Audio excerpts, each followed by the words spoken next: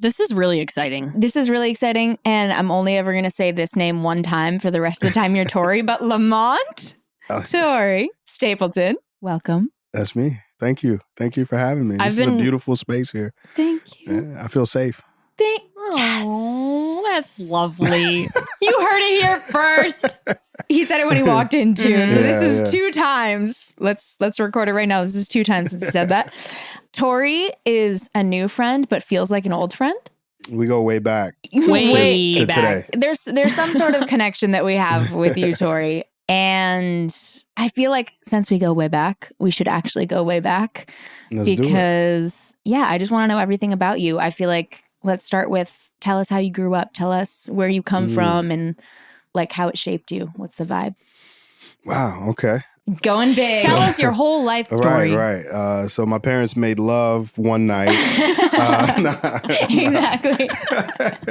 No, but I was born in Rahway, New Jersey.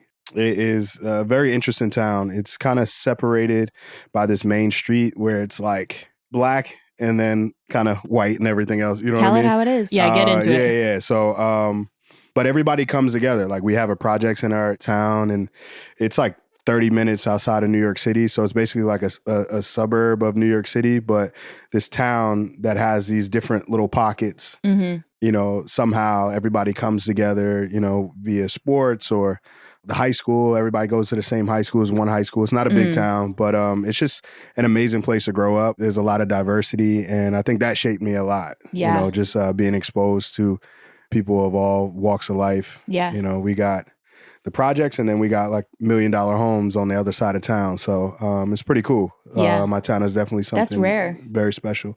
And oddly enough, there's a prison in my town. Yeah. Yeah. So Rahway Prison.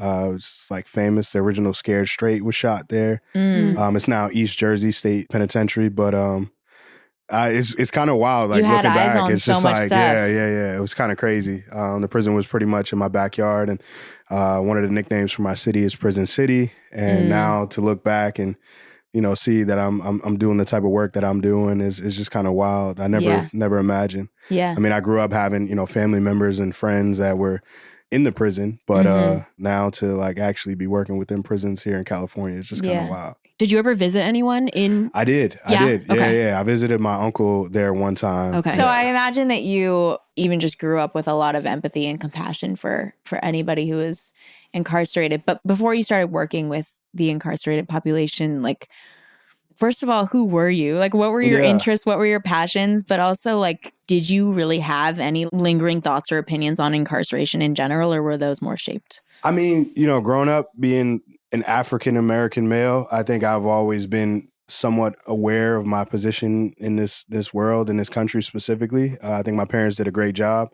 Their guidance has kept me out of a lot of trouble that was there. There was a lot of danger that was all around me, but I think my parents just have really shown me so much empathy and compassion and how they treated others that it's just kind of been instilled in me. Yeah. Whether it was someone who was incarcerated or someone less fortunate. I mean, we always had people living at our house, whether it was like family members. I mean, it was just kind of instilled in me to care for other people and do whatever I could to help them. And if I was in a situation where I had a little bit more, then it was my duty to share it. And that's what I was shown from my parents. And I mean, my mom was one of 11. My dad has a large family. Our mom. Same. Oh, really? Yes. How many kids are in your dad's family? My dad is one of, I think, 6.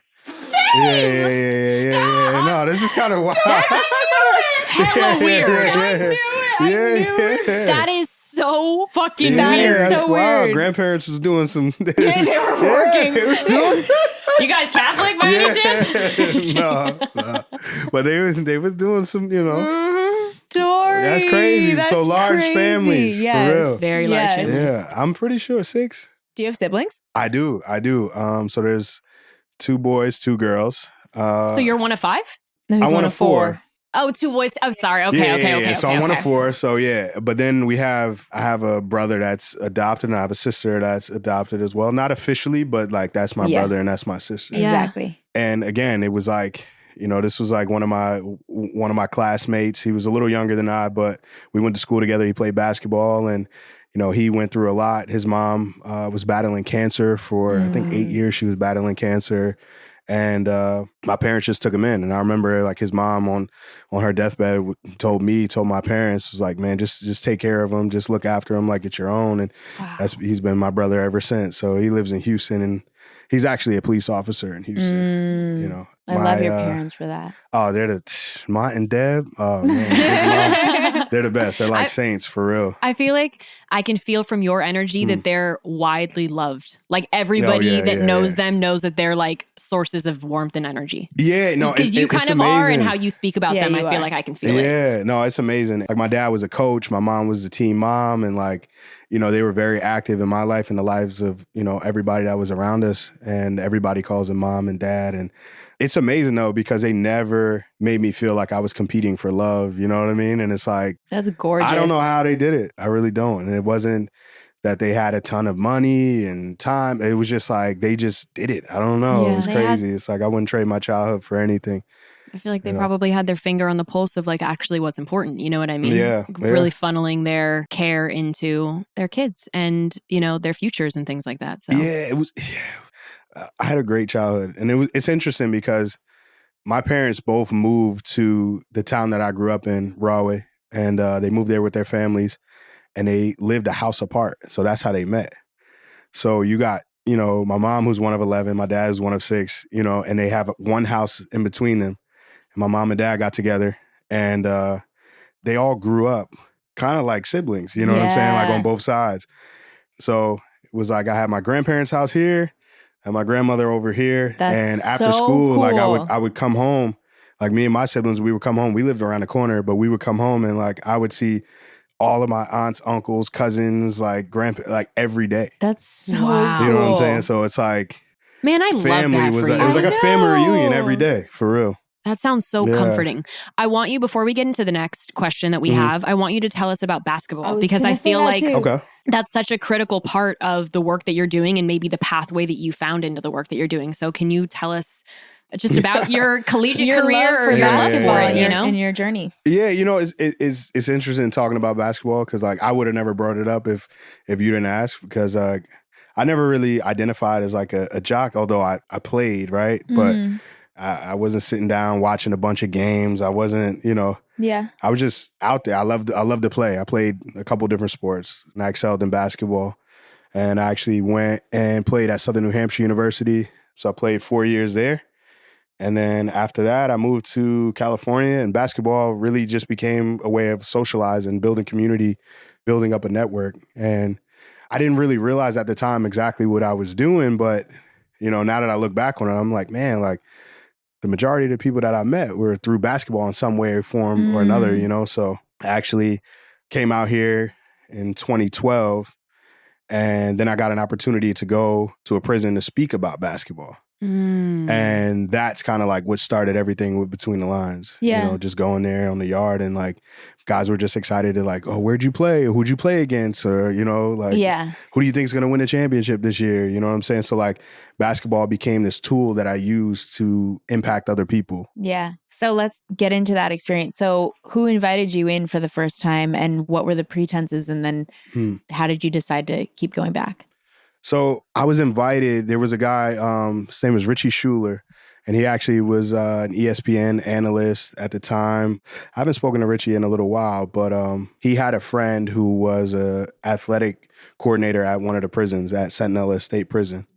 And he just asked us to come in and speak about basketball. So Richie knew that I had moved to California, and I was like doing work within the community. Yeah. So he's like, man, I think this would be right up your alley. He was like, would you go in? And I'm like, all right, cool. So just he and I took a trip down to Sentinella State, and we went to 4 different yards that day, just, sat in a classroom and spoke to guys about basketball. So it was pretty much like these guys just like pouring out their love for the game, and then asking us, and like, oh, who'd you play against? Or who do you know? Or Steph Curry, this person. And like, it was a cool experience. And then at the end of that, one of the guys asked if we could put together a team of volunteers to come back and play against him. And I was like, I think we could do that. So fun. I know, right? So I was like, I think we could do that. So Richie and I put together a group of volunteers, but we weren't allowed to play against them the next time that we went in. It's about 3 months after that initial visit. So we could only put them through like a practice. So it was like pretty much we were going in and we were running a basketball clinic. And then after that went so well. The next time we were granted permission to be able to play against them. So that's when it really started getting real. That's so fun. Yeah, but again, we weren't thinking about anything like long term or anything like that. Nothing sustainable. It was like, well, we got a little extra time. We put together a group of volunteers. Let's go on and play in prison. You know what I'm saying? And we hadn't seen many people doing it, you know, especially outside of like there's a lot of like church organizations that do it. And we were just like, just a couple guys just trying to put it together, funding our trips out of our own pocket, you know what I'm saying? And just, this is why it wasn't something that was super sustainable at the time. So, You said you went in first 2012. No. The first time that I went in, I'd have been 2014, early 2015. Okay. So you go in and for a couple years, you're coordinating these games, or did you just do it like a couple times? We only did it a couple times. It was over the course of a couple years, but I think it might have been 3-4 times. Okay. So then how does Between the Lines come together? Yeah. So as I said, we were just going in sporadically whenever we could afford it. And I was actually out in LA one time, and I was admittedly drunk. I was admittedly drunk, but a guy walks up to me and he's like, Tory. I'm like, yeah. I'm like wondering where I know the guy from. And oddly enough, like he remembered me from the prison, and he had served 20 years in prison. Wow. And he had gotten out. He was 36 years old. So he went in when he was 16. A baby. And now he's at my favorite bar in LA. And he recognizes me, and he's like, I got to buy you a drink. And he remembers your name, too, which Remember is my really name. special. It was so nuts. And he's like, I got to buy you a drink. And he proceeded to tell me about how much just those couple visits that we had at that prison helped him in his last couple years. And I was just blown away. I mean, I couldn't believe it. Yeah. It was like, and all the time that I had been doing it, which wasn't super long, you know what I'm saying? But I never thought about like what it would be like to like run into one of these people on the street.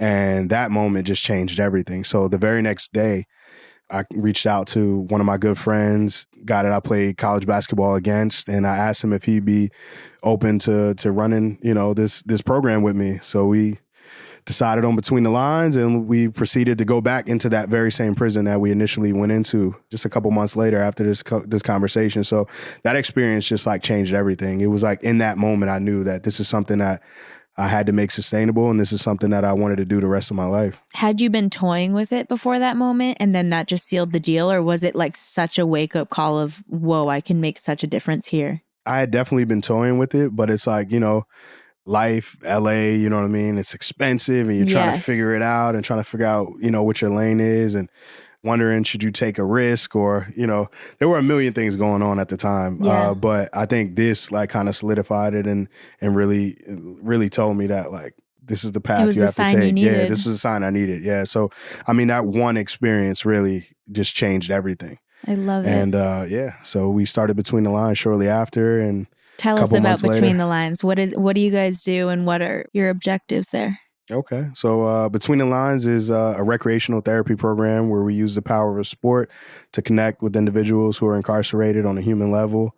And, we like to maintain relationships with them and help with job placement and reintegration services on the outside. So it's really just using sport as a tool to connect. Yes. Right? Like, and again, it's like, we talked about basketball, but it's like basketball is really just a tool we use to like just make connect. People comfortable and get in there. Yeah. That's it. So the whole concept of like Between the Lines is like, there could be a million things going on, but like once you're between the lines, it's like all that really matters is the game, is a sport. And then also it's like understanding that like in order to know somebody, you have to like read between the lines of what you actually see, So it's kind of like a, play on double words entendre. there. Yeah, exactly. So Love it. It is so crazy. I feel like I have one question for sure, but I will say with sport, I think that it can, in the same way that maybe like reading for some people can really take you out of the place that you're in and bring you back to almost like a childlike innocence where even if you're in a prison, you know what I mean? Also, having the normalcy of free staff coming in and creating an even more kind of normal circumstance for them to just like tap into that joy that sport has probably brought so many of them in the past. But then my only other question is, were you kind of on a life path before in terms of like career? Like, did you pivot from anything to do Between the Lines or? I wouldn't say that. It's like, I kind of knew from an early age that my life path was to give back in some sort of way, to be of service. So everything that I've ever done really has always been in service to people. So it's like, I'm all about building community and telling stories and trying to be a voice for the voiceless. So it's like, yeah, it's really all about building community for me and like making people's time on this earth a little more enjoyable. And, you know, like shit is hard enough as it is, you know what I'm saying? True. So like, I think I learned pretty early, and I think my parents and my family, like friends, instilled in me, like, just like, you are a light and you have to be a light and, you know, shine on everybody you see, you know what I'm saying? So I don't think I pivoted from anything. It's just kind of like I was shown these signs that, you know, this is the direction that I should walk in, and I'm just walking in there. But I had something written down about talking to you about community, because every time I've ever talked to you up until this point, this has been such a main topic of conversation, is how important community is to you. And it's such a broad question to ask it this way, but what do you feel is the most important thing about building community? Like, why is this such an integral aspect of your life? I mean, I think it's an important aspect in everyone's life, whether they realize it or not. Yeah. You know, it's like, I think humans, like, we're pack animals, you know what I'm saying? Like, we need community to survive. I mean, I think that people try to fight it sometimes, but like, I think I've recognized at a pretty early age that, like, you can't go anywhere alone. You know what I'm saying? Like, you need people. And I just like to create spaces where individuals can like put their guard down and kind of like take a genuine interest in other people. Yeah. And I think when I look back on my life and all of the amazing things that have happened to me, it's, you know, a lot of it has been because I took a genuine interest in people. Yeah. And, you know, we always talk about like networking and shit like that. You hear about it all the time. And it's like, I don't know. I don't really like the word necessarily, because it feels too like, transactional. Yeah, exactly. It's like you have an agenda, and it's like, I'm going here to network. And it's like, it's like, how about go there, like catch a vibe. And if you talk to somebody, like take a genuine interest in that person. And I think for me, it's like, when you do take a genuine interest in people, you recognize the voids that they might have in their lives. You know what I'm saying? And it's like, how can we fill that void? You know, and I'm like a extreme empath. I feel all sorts of energy. So like, I've always been that guy. Like, if I saw somebody that was like down in the corner of the room, it's like, I got to go over there and like make a joke and like, you know what I'm saying? And like, I'm always trying to like balance the room, you know what I'm saying? So it's like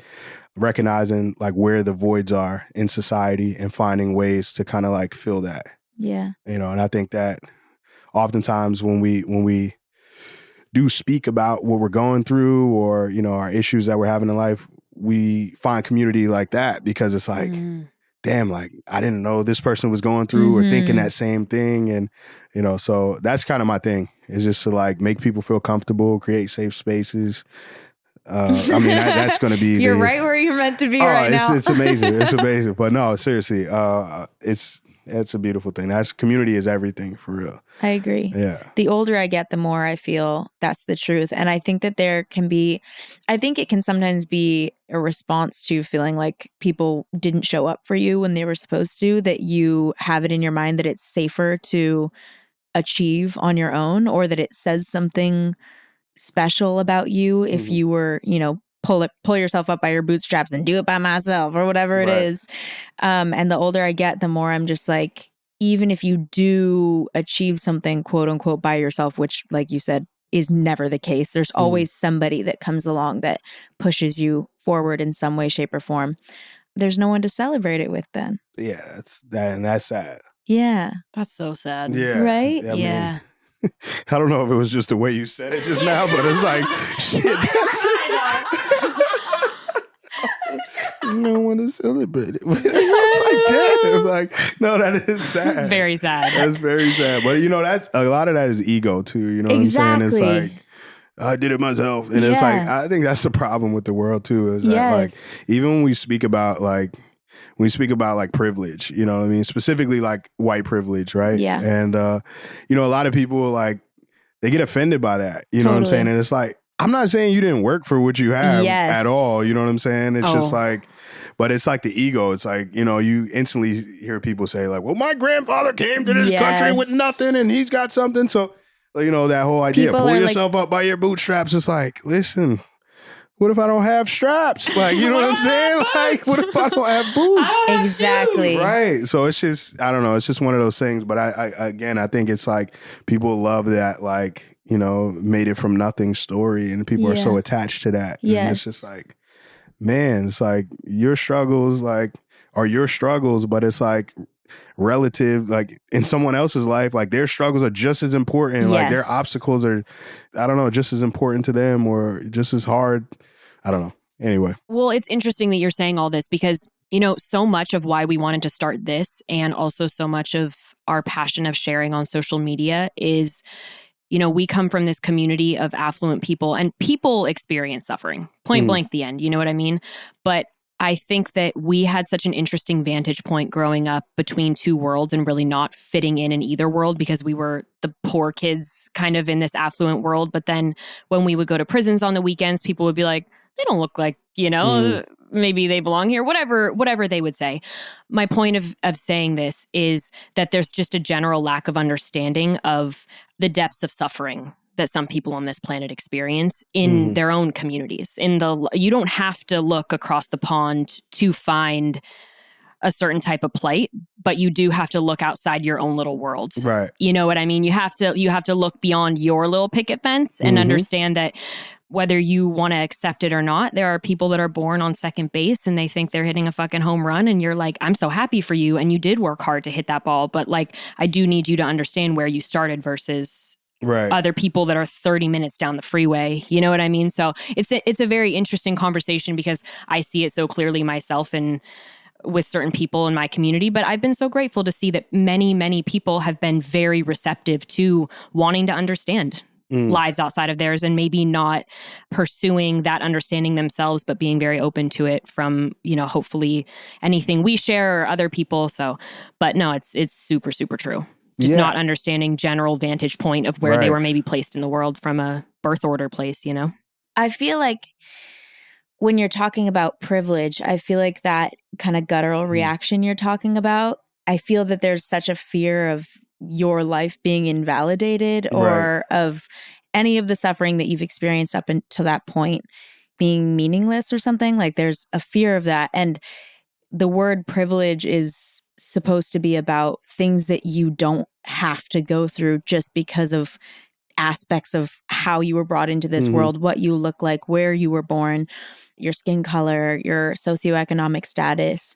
The point is not to tell people they've never been through anything. The point is to show people what they'll never have to go through because of who they are. And it's like... And it's that simple. And it's like some of the smartest people don't understand it. You know what I'm saying? It's like, I'm a big black male who played sports. Like, I have privilege that others don't. You know what I'm saying? As well. It's like, I don't know what it's like out there for my short kings. You know what I'm saying? Like, you know what I'm saying? It's like, I have never had a woman say I'm too short for, you know what I mean? And that's a privilege in the dating world, I guess. You know what I'm saying? So it's like, and, you know, that's a silly example, but it's like, there's just certain privileges and you just got to understand it. And like, I'm not saying don't use it to your advantage. You know what I'm saying? Like, because that's a natural thing too. Like, you know, to take it back to sports, it's like, if I got Shaq on my team, I'm not going to, you know what I'm saying? I'm not going to put him out at the 3-point line. You know what I'm saying? I was like, yo, pound him in the side. You know what I mean? So it's like, I don't know. Utilize your resources for good. Right. Is what so it is. It's like, but recognizing that privilege and giving back what you didn't earn. You know what I'm saying? Exactly. I hope that people are becoming more understanding. And I feel like in time it's happening. That was actually why I moved to California. I started this movement called I'm Just Different. And it was all about spreading understanding and acceptance of differences, right? So this was like right after Trayvon Martin was killed. And I saw the divide. I was in New Hampshire at the time.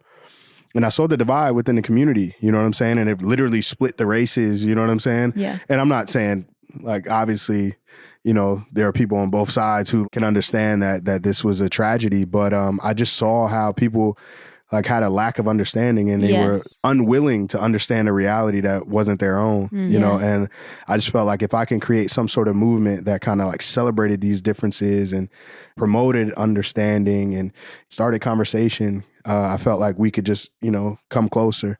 I could draw people closer and unite them in some sort of way. But, I am glad that I think more people are having these conversations. More people are willing to understand realities that aren't their own. And we I think need like, more and more and more people, though. Right. We need a constant more. Like there's nothing is good enough until we are able to see each other for our humanity. And that's such an integral aspect of the work with incarceration. Like, their humanity is so rarely put on display. And that is something that you, with Between the Lines, are doing such an incredible job of highlighting, is just the wide range of the human experience and personality and depth of emotion and love that exists within people from all different backgrounds, who have exhibited all different types of behaviors, who have experienced so much hardship, and who have also sometimes caused harm as a result of maybe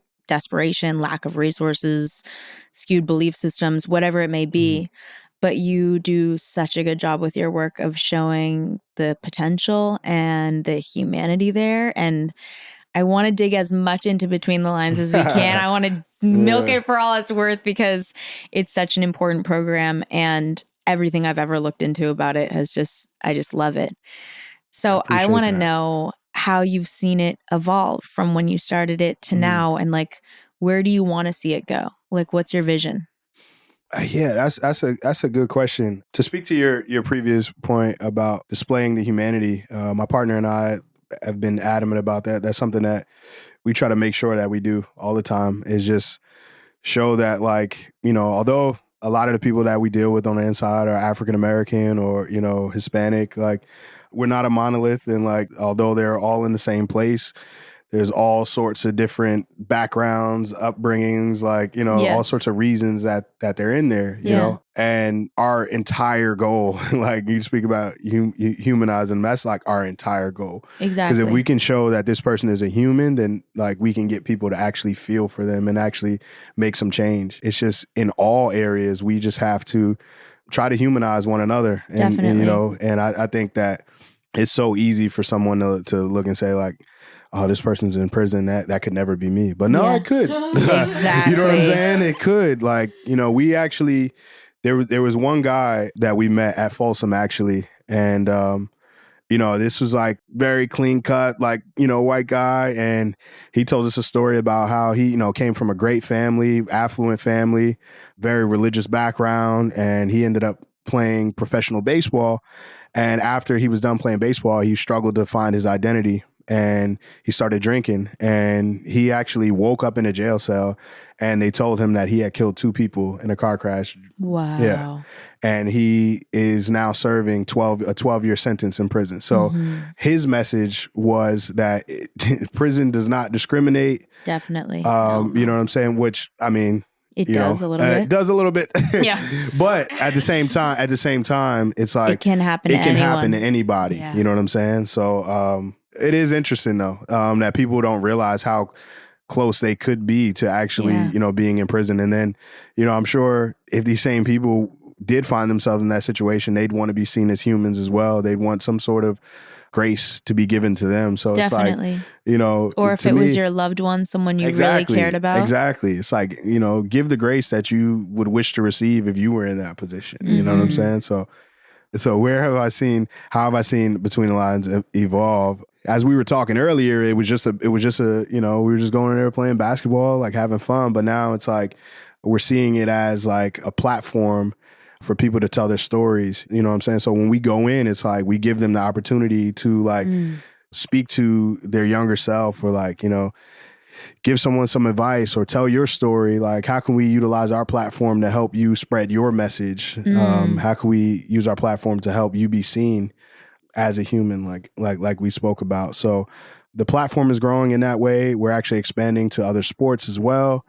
There really are no limits. So we've had like requests for like pickleball and boxing and soccer and handball. So it's like, we're looking to expand to other sports, but then also we just did a book club within the prison. So that was really cool. Everything fits into between the lines too. It does, which is right? So between the sick. lines of the books, like between the lines. Come on now. This is too perfect. This is too perfect. I mean, Jesus. It's amazing. So we actually had Rich Paul, who's LeBron's agent, actually donated some books to the prison and actually, sent a message to the guys. And then we went in there. So we sent the books prior to us going in. And then when we got in there, we got a chance to sit down with the guys on the yard and speak about the book. So that was amazing. Wow. Yeah, that was a special moment. So we're kind of like, we're quickly seeing between the lines like grow into like a programming, you know what I mean? Yes. Programming, like, so it's like we're trying to fill the void. That's really what it is. So when like you each see a facility, void, you want to fill it. That's it, because we have the network, we have the resources to be able to fill these voids. So why not? Yes. So we're just trying to think outside the box, get creative. I don't know. So it's just like, I can feel your energy. Oh man, like I'm heating up over here. Ready to get the fuck up and go I'm do the heating work up. right It's now. like I'm ready to work. And we actually have been working with the state of California here, but we're looking to expand to other states. This is just one of the 50. You know what I'm saying? Exactly. So, Like how amazing would it be if you went into the prison in your town? So that's what that I'm working towards. Happen. Yeah, that's that what I'm has working to towards happen. now. That would be spiritual, I feel like, for you. For real. So when we were first talking, I had seen an Instagram post that you had put up a couple days before, like previously, and how you were describing your experience going into prisons was, I feel like I could have written that or she would have written that. Yeah. And it was so insane. I screenshotted it and I sent it to her and I was like, holy shit, we have to get him on. Like, so crazy. It feels like we're so synergistic in this way. You know what I mean? So aligned. Can you kind of describe, like, what's your experience? What's your emotional experience going into a prison? What do you get? What are the words that you can put to that? I want to say that, like, I've never felt as full as I feel when I leave a prison. Yeah. And it's like, in a short amount of time, I've experienced like every single emotion that you could possibly feel as a human being. Yeah. And as like an empath, it's kind of rough. It's and everybody knows that, like, after I go into a prison, I'm no good for like a week after that. Like, it takes that long to really like get my shit together. Wow. And at this point now, it's kind of crazy because like we'll go in and then we, like, if it's a prison that we've been to before, or even if it's not, we'll run into people that like we met years prior. Yeah.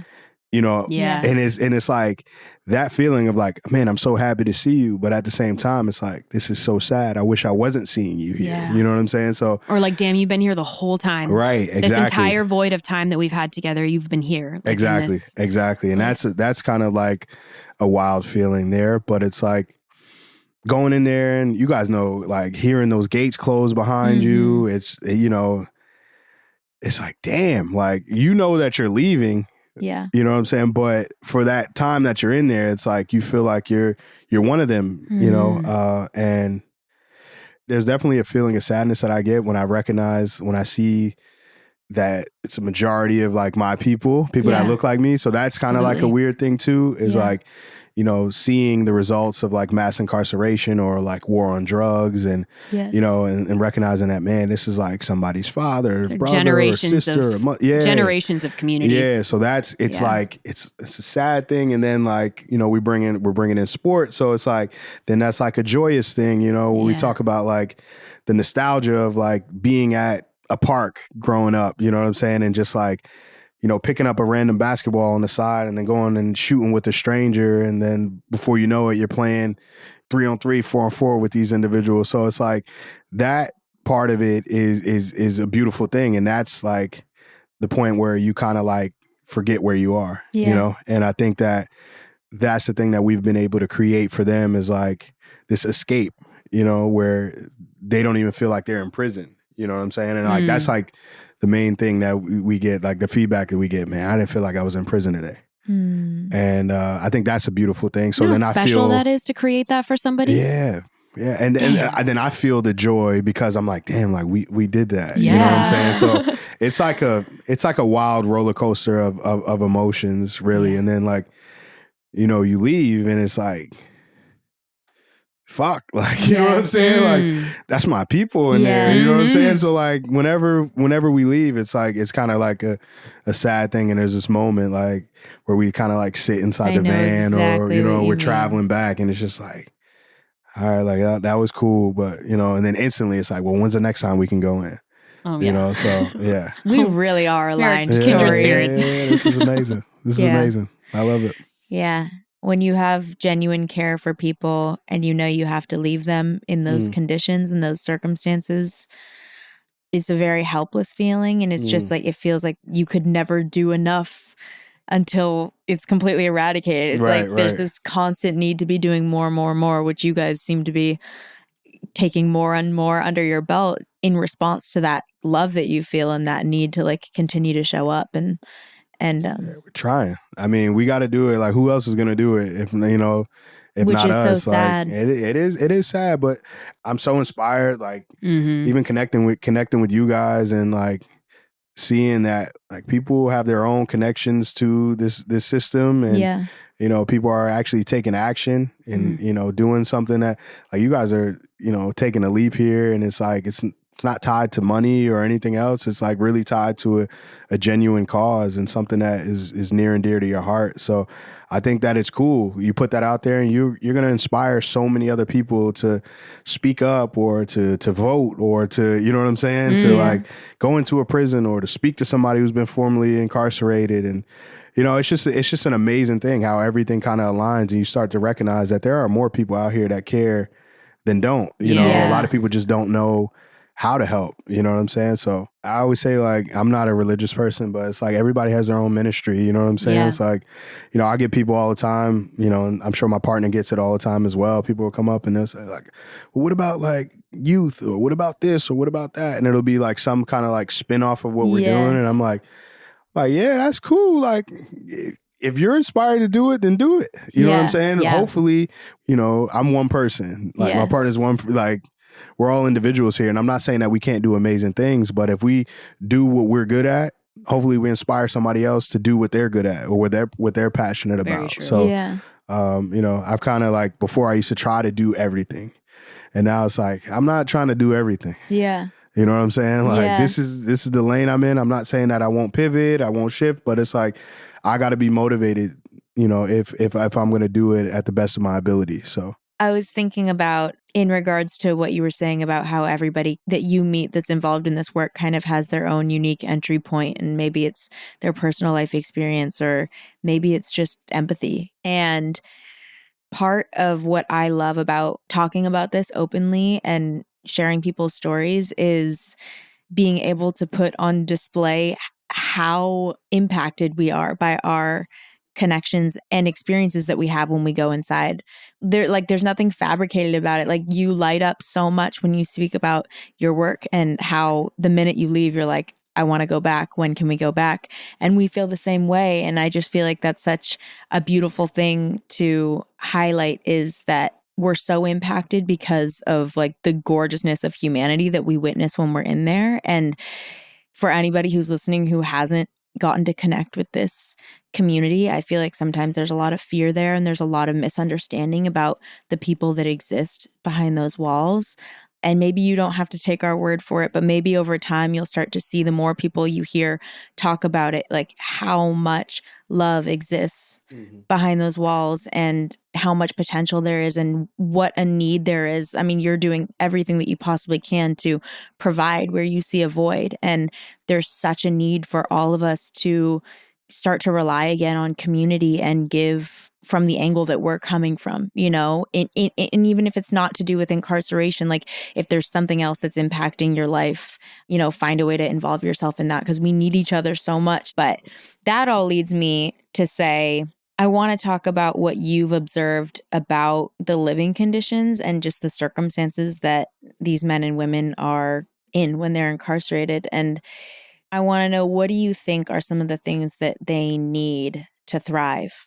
I think that what they need to thrive are many of the same things that humans on the outside need to thrive, right? Yes. And it's like, the conditions that you see within these walls are just inhumane, really. I mean, and you put people in cages and don't expect them to act like animals, which is kind of wild. I mean, just like, I don't know the exact dimensions of a cell, but it's small. You know what I'm saying? Tiny. I think it's like 6 by 10. Okay. Or something like that.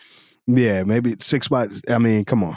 Yeah. It's crazy. People have like storage units bigger than that. You know what I'm saying? Like, and they're sharing it with another person. And they're sharing it, you know what I'm saying? With the toilet that's, that's open, and it's like, all right, if you have to take a shit or you're sick or you're, whatever it is, it's like, come on, like, it's crazy. It's just insane. You know what I'm saying? So you spoke earlier about like, having like free staff and people walk around. So like when we go in there, that's the only practice that they get with like people who are actually members of the community on the outside. So it's like, a lot of them, that's where they get to put into practice all of the self-help that, all of the courses that they've been taking, or, everything that they've been reading and whatnot. And they need more real life experiences like this. So it's like, I'm a firm believer in programming, like programming, whether it's sports or whether it's a book club, you know what I'm saying? Whether it's I don't know, a prayer circle, whatever it is, like they need more interactions with humans who are on the outside. Yes. But it's like, it's not rocket science. No. Like, you know what I'm saying? It's like other countries are doing way better than us in terms of handling their incarcerated individuals. It's like, to be the home of like the most incarcerated individuals in the world is just embarrassing. It's just nuts, It's not an award that we should want to be winning. No, absolutely and not. For anybody who in response would say, well, they asked for it or they deserve it or something, think about where that response is coming from within you. But also, if it's any incentive to start changing your perspective or consider that there could be another perspective, it's like, well, what do you want your community to feel like? And I know you've talked about this. We've talked about this a million times. If you've listened to us speak, you've definitely heard us say this, but these guys are going to be coming home. These women are going to be coming home, the vast, vast, vast majority of them. And the way that we treat them in there makes all the difference in the world to who they are when they come home and how they contribute to our communities. And if you want safety, then you want and need those guys and those women to be rehabilitated. You need them to be working on themselves in a positive way. You need them to be working on how they engage in relationships with other people and everything. Learn self-respect, learn skills to be able to build up their lives. And we need to be on the outside continuing to push for solutions for how to get people employment and housing and all of that stuff so that we can actually live in safe communities. Throwing a person in a tiny cell with another person and not offering them anything positive means bad news. And it's reflected in all the data. Way more than half of these guys that are coming out, 70% or more that are coming out, are going back in because they're not getting what they need to thrive in this world, really, and in our country. So, yeah. If we want to play on fear, then that's the fear people should have. Is like, exactly. This is going to be your neighbor. You know what I'm saying? So I want to ask you about something beautiful. I want to ask you about maybe if you could share with us one of your favorite memories or just like I was a little scared. Something, I was like, something beautiful. Oh, no. I want like anything that's really touched you or just something that stands out as an experience you've had or maybe an interaction you've had or. So we already spoke about the instance where I ran into my buddy at the dime of all places. There was another instance where I ran into somebody. I actually rode my bike to Venice Beach, and it was like my morning routine. I'm with one of my boys, and rode my bike to Venice Beach. I'm sitting there. It's like our halfway point, so I'm sitting there. I actually extremely tired at the time, and this guy just like, he's like looking at me. It's like him and his lady. They're just like looking at me. He's like looking, smiling. And then his lady like walks up to me. She's like, do you have a prison program? I'm like, yeah. And she was like, yeah, well, my boyfriend over here, like, he said he knows you. And so he walks over. He was kind of like, he was kind of shy. Yeah, it was funny. It was funny. So he walks up to me and he's like, yo, like, I remember you, the prison program. Again, he had served 20 years as well. Wow. And he had just gotten out. He had gotten out about a year before, about a year prior. And I couldn't believe it. Like, I just ran into him at Venice Beach. Oddly enough, he's from South Central, which is not far from the beach at all, but that was his first time ever going to the beach, ever in his life. Wow. And the you first had time seen him incarcerated, and then you see him at the beach. So now for the first time. Now I see him at the beach. Holy shit. So instantly I'm like, yo, let's connect. Like, the very next day, I took him out, him and his lady, I took them out to dinner on behalf of Between the Lines, and you know, got him a cake like for his freedom. And that next day he was off parole. Wow. Or probation. Tory. So the very next day he was released from probation as well. So it's like he was officially a free man. But the way that this happened, he had been out a year, runs into me, we go to dinner, and then it's like we're celebrating this guy being a completely free man. And he had served 20 years for attempted murder. 20 years. Yes, for attempted murder. Yeah. Actually, nobody even got hit. You know, that's a whole nother thing. His story is just, but anyway, his name is Salvador, and he's like, to this day, like one of my really good friends. Wow. He knows my parents, and you know what I'm saying? And Beautiful. we actually just helped out with his proposal. So he's actually engaged to be married, and he's just doing amazing on the other side. And it's just a beautiful thing. So I think, like, for me, like, that's one of my favorite moments. I mean, there's a ton of other moments, but to me, like, that's so human. Yeah, because right now this is like years of friendship, and it all started from Sentinella. Wow. You know what I'm saying? Damn. Way back when. Damn. And it's funny, like, going and looking back and seeing videos that we had, like, within the prison, and like, oh, there's Sal, like, you know what I'm saying? But now he's on the other side, and he's just such an amazing human. And like, anything that I do, any other cause, helping anybody out, he's donating, you know, even when he doesn't have much, he's like finding a way, like, I could spare this, and, you know, he's helping out. So he's just being an active member in society, man. And he's just, man, I mean, that guy's like my heart, for real. Wow. Yeah. So, but there have been many moments like that, you know, many moments like that. I remember there was one video that, it was from SADF, actually, and we were on a level 4 yard, and this yard had like never really had programming before, and they were super afraid of us going in there. And we're like, we're not worried about it, because we know how to create an environment that nobody's going to want to mess up. Like, nobody wants to be the one to fuck it up. And we go in there, and there was like one guy that came up to us, and he was like adamant about talking to us, and he wasn't even participating in basketball. He was just on the sideline. He was like, man, like, just the fact that y'all are in here, like, I got to come over here and thank y'all. And he was like, and I want to talk to y'all. He was like, anything you guys need from me, let me know, you know? So we ended up talking to him, just having a conversation. And I mean, this is like active gang member, level 4, mainline, like, you know, and he wasn't hiding who he was at all. He wasn't hiding his past. He had been in jail for some time. And one of the questions we asked him was like, you know, what's the first thing you'll do when you get out? And he was like, man, I'll hug my mom, because I haven't seen my mom. You know what I mean? I haven't seen her since I've been incarcerated. I think at that time he had been incarcerated 8 years. So just the idea of like not seeing your mom, who's still alive, you know, in 8 years. And after that, we put up the video. And I remember I was like, am I going to put this video up or not? And I remember putting it up. And shortly after we put it up, his mom reached out, and she was like, oh my God, like, this is like amazing. You don't know how much of a gift this is to me. And we didn't put the part up about him saying that, like, the first thing he would do is hug his mom. We didn't put that part up. We put another piece of the interview up.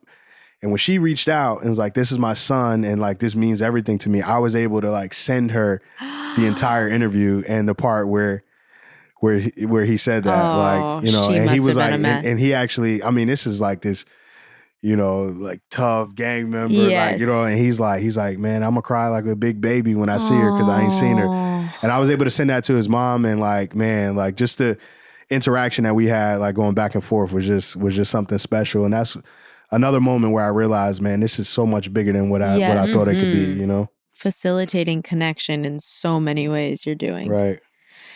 Speaking of people who are supposedly big, bad, scary, whatever, I feel like something that I think about a lot just in life, but then in regards to incarceration, is masculinity. And just so many conflicting ideas of what it means to be a man. And I know that obviously right now I'm speaking about men who are incarcerated, so disregarding the entire population of women who are struggling with their own stuff. But I know that the men really abide by certain kind of unwritten rules of how you conduct yourself and how you behave and what that says about your manhood and the amount of respect that you get. And like, how has your experience shaped your perspective on masculinity? Like, what do you view it as? And then also, do you see the guys that you work with evolve their beliefs on masculinity? So yes, absolutely. I would say that is one of the things that is kind of like most shocking when you go in there, when you recognize like how much self-help a lot of these guys have done and how much they know themselves, you know, and it's kind of weird. Like, you know, obviously you want to create these opportunities and these moments and make them feel comfortable enough to like open up and share with you for the sake of content or whatever the case may be. Just like, man, like when I think about it, like I kind of get emotional because like all of these people are just like walking around with this story that they're just dying to share. And they're just waiting for the right person to share it with, right? And I think there is this idea of like everybody being so hard and being so tough, but then there are these moments where it's like, man, this dude is like really in touch with his emotions, or like, you know, it's like it's just the optics of it and kind of like the, you know, the juxtaposition, you know what I'm saying? Yes. It's just kind of wild. So I think that, you know, many of them have shown me that like, man, like actually being tough is actually like recognizing like who you are and being in touch with your emotions. And, you know, that's being tough. Like, you know, the work that they do on their mental is just, I mean, to be in those situations and to still be somewhat sane is a feat, you know? So I will say, like, you know, there are times where, you know, you see people and it's like, oh, they're, you know, trying to act tough or whatever. But, overcompensating. Yeah, but, you know, for the most part, we see a lot of individuals who are just all about community that day, the escaping and just like being vulnerable. Like, I mean, when we were in our book club, man, there were guys that had never met before and had just like seen each other on the yard, but like they were sitting there speaking about their childhood, their upbringing, their traumas, and you know, and that was just a beautiful thing. So I think like nobody wants to be hard. Like nobody wants to be, you know what I mean, to have to be tough all the time. Nobody wants to be a criminal, I don't think. You know what I'm saying? It's just that, you know, unless you create spaces and opportunities for people to actually, you know, and I don't even like saying be soft, but it's just to like let their guard down and kind of like just be who they truly want to be. Unless you create those spaces and opportunities, you're not going to see that. Yeah. Kind of on what you were just saying, how do you think Between the Lines has changed you as a person and a man?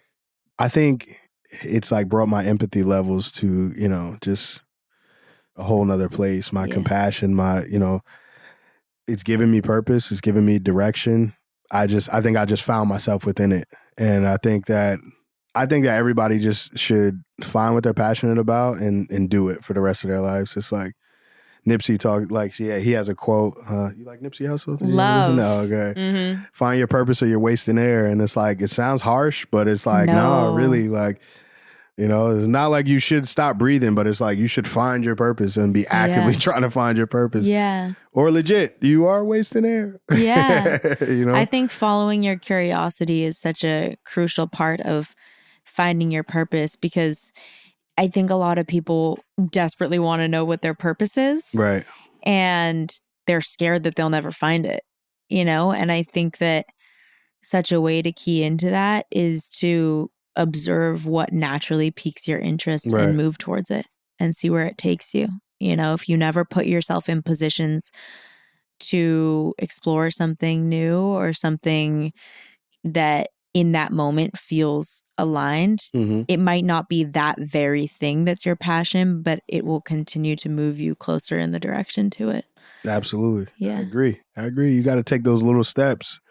You just got to put yourself in those spaces, even if it's volunteer based. But I think so many people get caught up in that where they're like, man, like, but that doesn't make money. Or, you know what I'm saying? And it's like, it can, you know what I'm saying? And it will, I'm sure. You'll find the way. You'll find the way. But it's like, even if it's, you know, you can still have your job over here, but then go volunteer, you know what I'm saying? And go put yourself around other individuals who are passionate about the things you're passionate about and find out how they're surviving, how they're feeding themselves, you know what I'm saying? And, you know, it'll all work out. So it's a great lesson.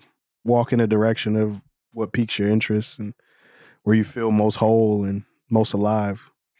So this is the last question. It's a really big question. Oh, man. But you're contributing everything. You're dedicating your life to something, really.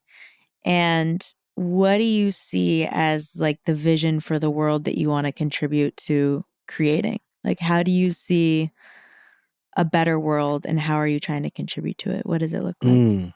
I think a world where, as we spoke about earlier, a world of understanding.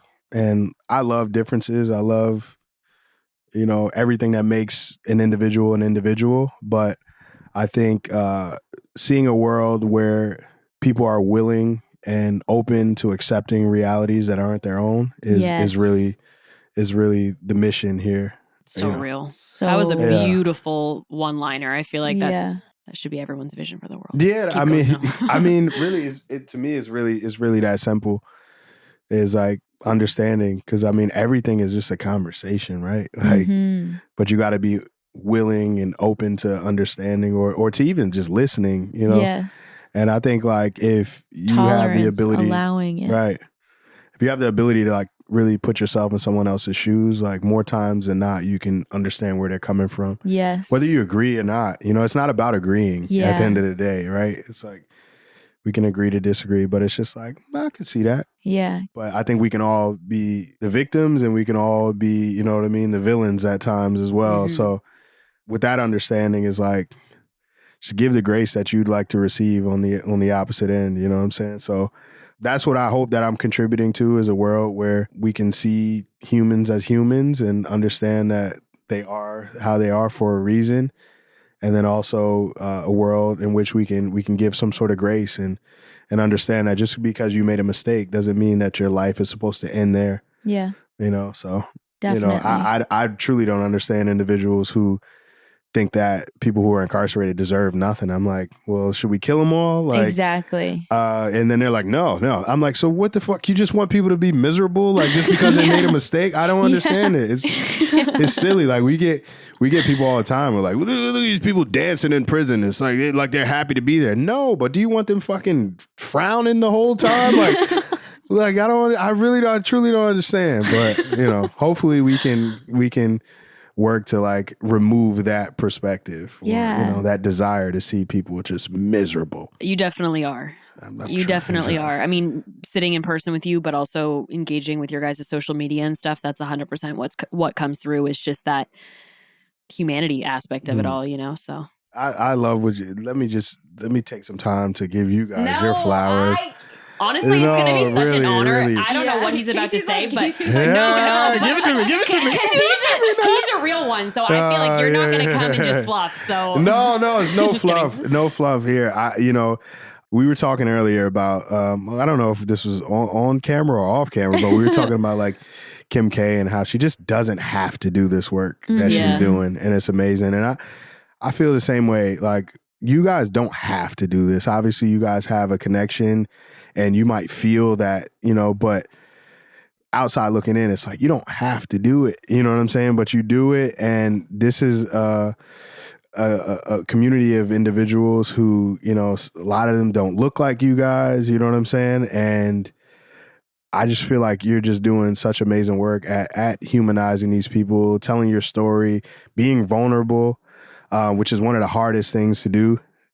So and you guys just being vulnerable and like creating this platform and letting people into your life and your trauma and like showing them some of the ugly that exists within your world, and then turning it into such a positive and beautiful thing where you can inspire and uplift and bring joy to other people is just amazing. It's such an honor to just be sitting here on this couch. Tory, the honor and the pleasure. No. Is you're ours. not my friend forever.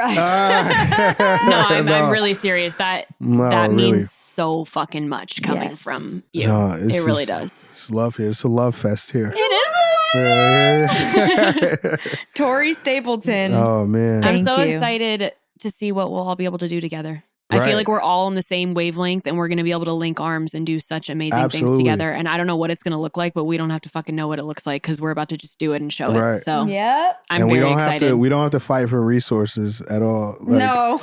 Silliest shit ever. Like, there's enough for everybody. All you nonprofits out there. Stop fighting. Stop relax. Stop that. We're better together. Yes. We are better together. We are better together. I mean, if it's just from a financial aspect, they love to give grants to individuals who, to nonprofits who partner up and come together. So let's come together. Let's do it. Together. Hell yeah.